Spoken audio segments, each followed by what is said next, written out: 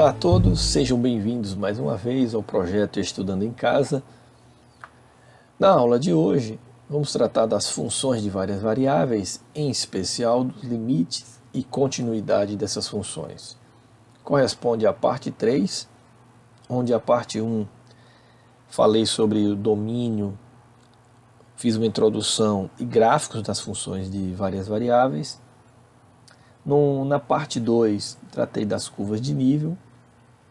E agora falarei sobre limite e continuidade. Sem muita enrolação, gente, vamos recordar um pouco sobre limites de uma variável. A ideia lá que tínhamos em cálculo 1 é que, dado uma função, eu queria entender o comportamento dessa função, quando faríamos um x se aproximar de um determinado valor a. Isso era feito tanto pela direita de A ou pela esquerda de A. Quando fazemos isso numa região tão próxima de A, tornando o x cada vez próximo de A, adotamos aqui um delta, tão pequeno quanto quanto queiramos, E aí era possível entender, para um dado epsilon maior que zero, essa distância entre f de x e L. Fazemos isso tão pequeno quanto queiramos, através de um delta e de um epsilon que vai aparecer aqui, que define essa região próxima de L. Nas entrelinhas, no caso de uma função de uma variável, o limite dessa função, ou seja, isso que eu comentei, de fazer x suficiente próximo de A, é fazer o limite da função quando o x tende a A. E isso será igual a L, ou se aproximará de L, quando esse x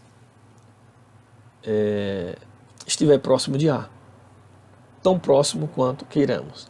E isso era feito se fizéssemos o limite, tomarmos o limite tanto à direita, ou seja, fazendo o limite de x se aproximar pela direita de A, os limites, tomar o limite de x pela esquerda de A, e isso for igual a uma constante.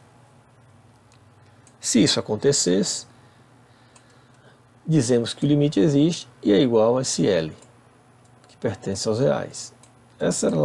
Fiz uma revisão rápida aqui, só para entender como é que a gente calcula o limite de uma função de uma variável. Basta tomarmos os limites laterais e verificarmos se eles eram iguais.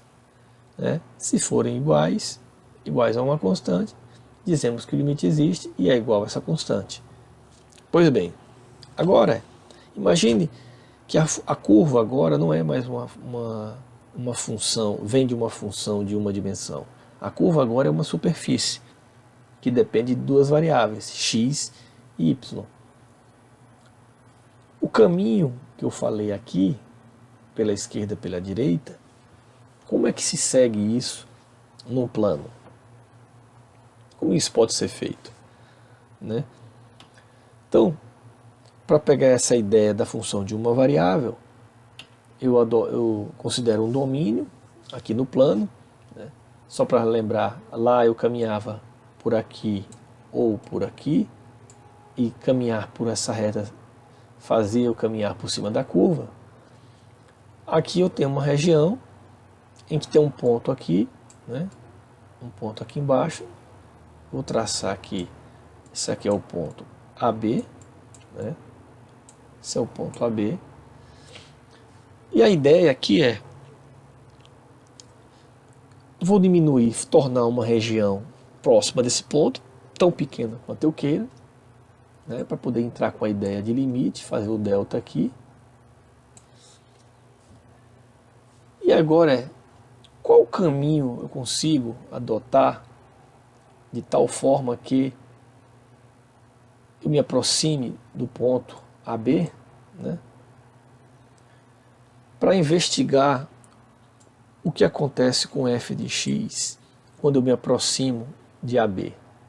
Ao me aproximar aqui embaixo, eu defino uma região também em cima, com um determinado epsilon, E cada vez que eu vou diminuindo o delta, eu faço f de x se aproximar de L, né, pela superfície.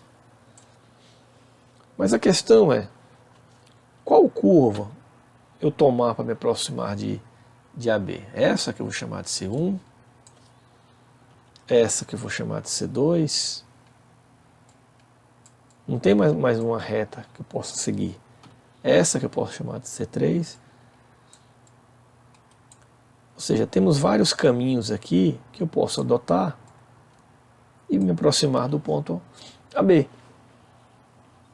A questão é, como é que isso é feito? A ideia que está por trás é, o que é que sabemos lá de função de uma variável? Se eu adotar um caminho de um lado e um caminho do outro, e encontrar o mesmo limite, eu garanto que os limites existem, e é aquela constante L que eu determinei. Aqui, a ideia é, se eu provar que existem caminhos em que os limites laterais são diferentes, eu posso garantir que o limite não existe. Então, de uma certa forma, é mais fácil você provar que não existe do que você provar que existe, né? Então, encontrarmos dois caminhos que levam a limites diferentes, podemos concluir que o limite não existe. Nas entrelinhas, se a f de x, né, que é a minha superfície, vou pegar aqui, se a f de x, y, chega a um L1, quando eu faço uma curva C1 aqui, se aproximar de A, XY se aproxima de AB ao longo de C1, e f de x chega a um L2, quando x e y aqui no plano se aproxima de AB, por uma curva aqui que eu vou chamar de C2, né, essa daqui, sendo que L1 e L2 são diferentes, então esse limite ele não existe. Então é a maneira que nós temos de provar esses limites para uma superfície, para uma função de duas variáveis, que o limite não vai existir. Adotar caminhos e verificar se os limites são diferentes. Agora se eu adoto dois caminhos, L1, ou melhor, C1 e C2, pego dois caminhos e provo que o limite L1 é igual a L2, o que é que eu posso garantir? Nada, professor, porque eu peguei apenas duas curvas, sabendo que existe N curvas a ser considerada. Então vocês estão percebendo a questão que está por trás? A gente pode provar que o limite não existe, provando que existem curvas que levam a limites diferentes, mas se eu pegar duas curvas, três curvas, quatro curvas e provar que chega ao mesmo limite, isso não quer dizer nada, que pode existir uma curva que leva a um limite diferente. Pois bem, vamos fazer um exercício para isso, para fixar essa ideia. Vou mostrar que esse limite não existe. Então, em que ponto aqui? Eu tenho uma f de x, né? E eu quero entender o que acontece com f de x quando se aproxima do ponto 0, 0. Ok? Essa é a minha f de x. Então, qual é a ideia? Procurar caminhos para poder provar que de fato isso não existe. E esse caminho você pode escolher qualquer função no plano, qualquer curva no plano. Eu vou escolher a mais fácil, né? Eu vou escolher uma curva, lembrando que o ponto em questão é o ponto 0, 0. Então, eu vou procurar uma curva que me leve a esse ponto. Se você olhar aqui, tem uma curva aqui em cima, né, sobre o eixo x, que faz me aproximar de ponto 0, tem outra curva aqui em cima do eixo y, que faz me aproximar do 0, tem parábolas aqui, eu poderia desenhar uma parábola aqui, né, que ela me levaria ao ponto zero, uma curva, o caminho y igual a x ao quadrado, né? Mas eu vou escolher uma mais fácil primeiro.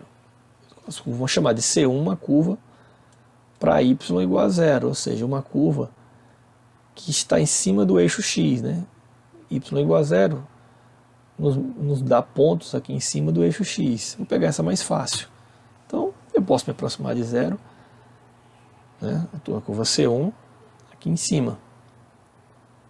Fazendo isso, ou seja, eu estou fazendo y igual a zero. Na minha f de x, vou fazer aqui y igual a zero, né?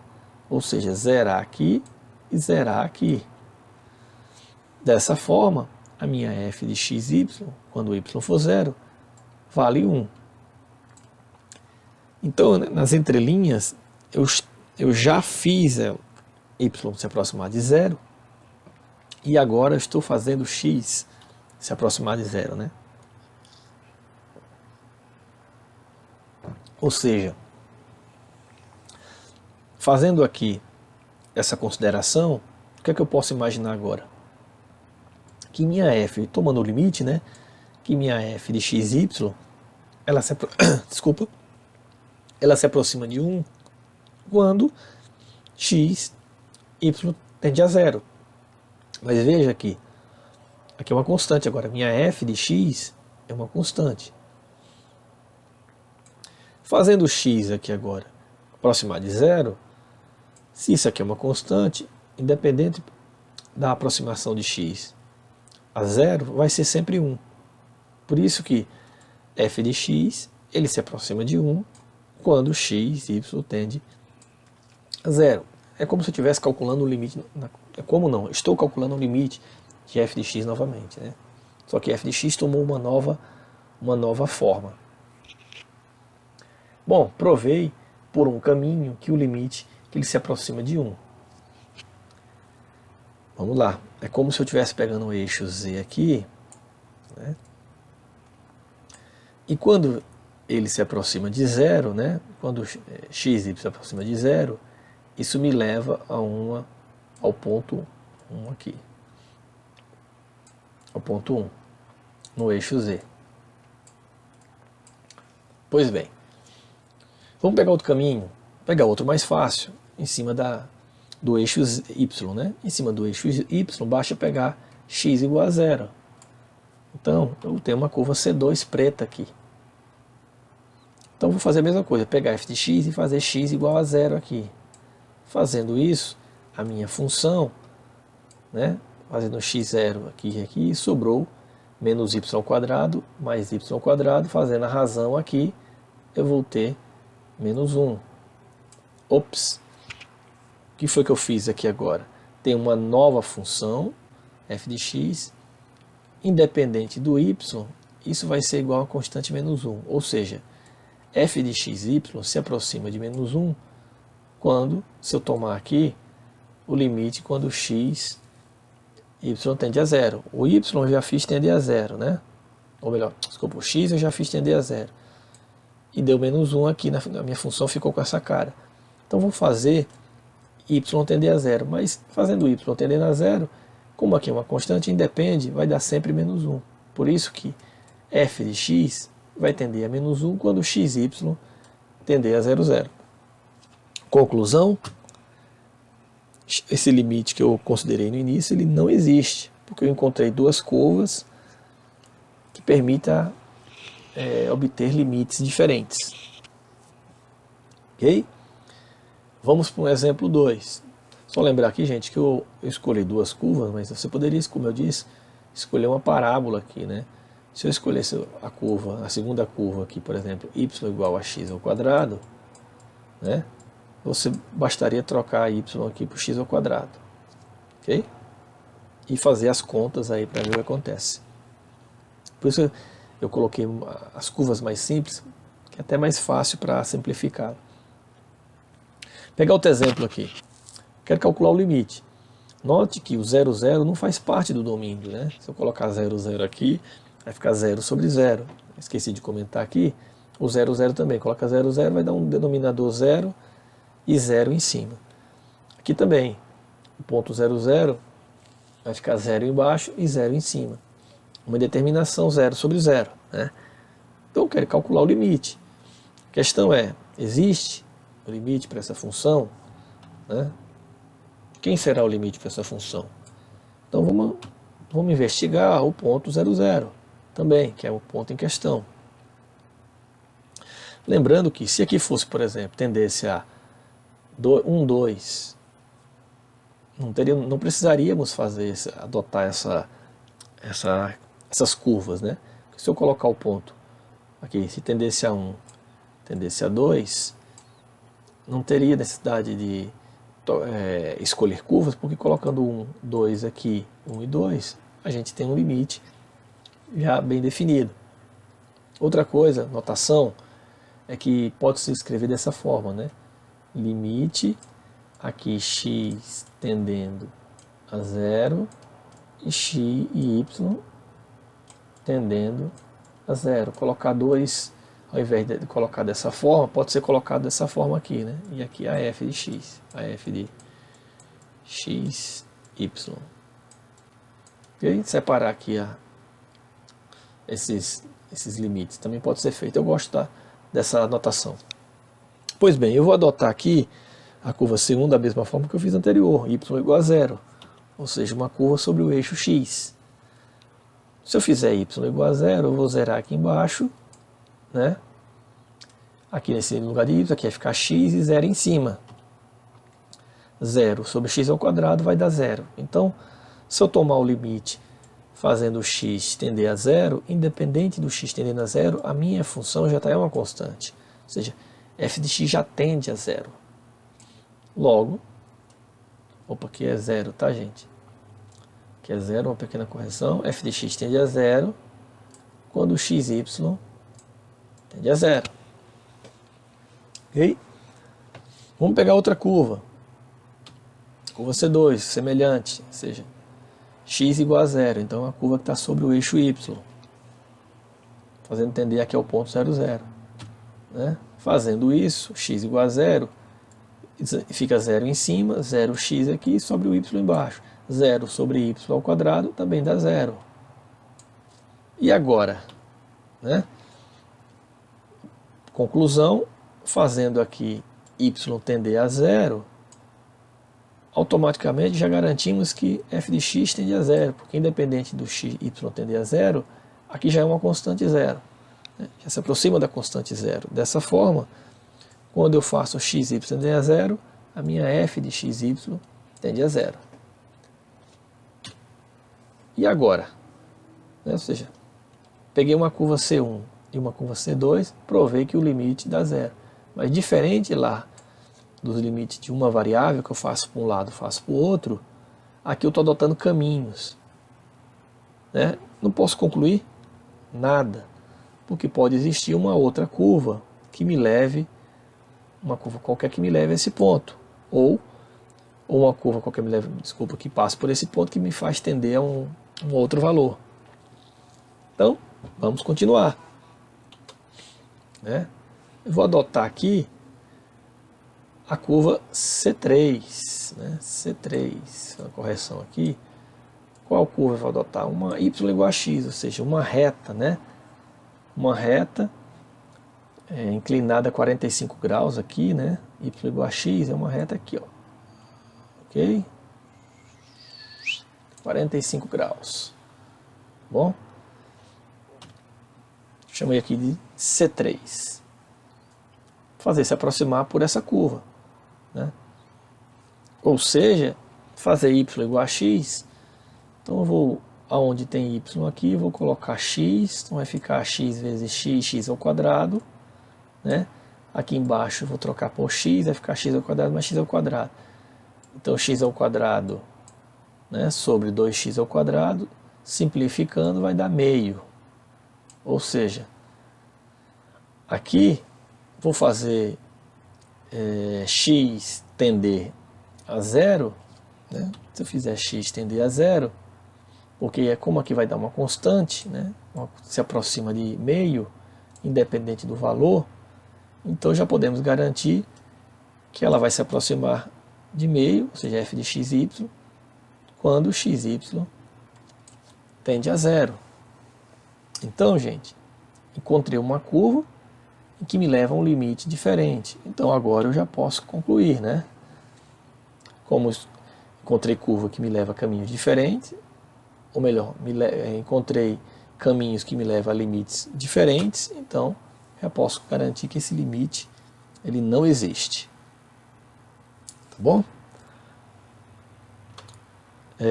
Só observação, né? Aqui eu tenho, quando minhas funções dependem de uma variável, né? Por exemplo, aqui essa depende de x. Então o limite quando xy tende a A, então o próprio x vai ser igual aqui, só vai termos a mudança aqui para o valor de x aqui, né? Porque esse valor, primeiro valor corresponde ao de x. Aqui, no mesmo caso, se eu tiver só y, é o valor de y. E quando aqui for uma constante, da mesma forma, vai ser a própria constante. E um exemplo bem rápido, ou seja, como eu até comentei anteriormente, eu tenho uma função aqui que não tem um problema com domínio, né? Todos os valores para x e y colocados aqui vão satisfazer essa função.